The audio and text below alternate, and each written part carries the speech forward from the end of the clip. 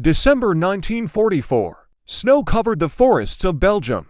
German forces launched one last desperate gamble at the Battle of the Bulge. If the attack worked, Germany might force the Allies to negotiate peace. But in the middle of the offensive, a German colonel captured something unexpected. Not tanks, not prisoners, not territory. Fuel. 50,000 gallons of American fuel. At first, it felt like a miracle. Then he understood the truth. Germany had already lost the war. By late 1944, the war was turning against Germany everywhere. In the east, the Soviet Union pushed relentlessly toward Berlin. In the west, Allied forces had liberated France. Germany was surrounded. But Hitler believed one bold strike could change everything. The plan: break through the Ardennes forest, split Allied forces, capture Antwerp, and force peace negotiations. It was a massive gamble. Germany called it Wacht am Rhein. History remembers it as the Battle of the Bulge. Germany had one huge problem: fuel. By 1944, Allied bombing destroyed German synthetic fuel plants. Romanian oil fields were lost. Fuel reserves were almost gone. German tanks often received fuel for one mission only. Many crews knew the truth. If they ran out of fuel, the tank was abandoned. The Ardennes offensive depended on one risky assumption: they would capture Allied fuel depots. Without captured fuel, the offensive would collapse. December 16, 1944. Before dawn, artillery shook the forest.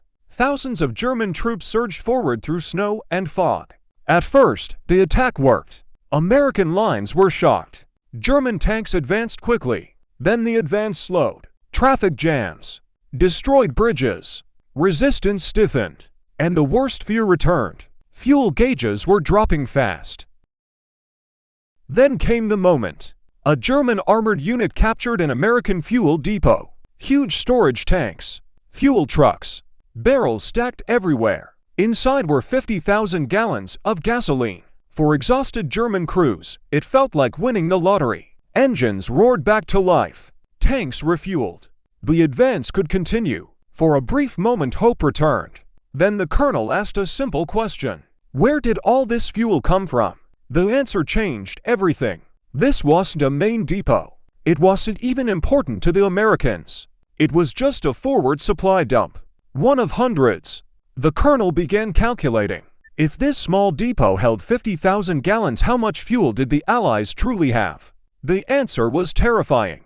The Allies weren't worried about fuel. They were drowning in it. American logistics were unstoppable. By late 1944, the U.S. produced 96,000 aircraft per year, 49,000 tanks, millions of trucks, and unimaginable amounts of fuel. The Red Ball Express delivered thousands of tons of supplies daily. Pipelines were laid across Europe.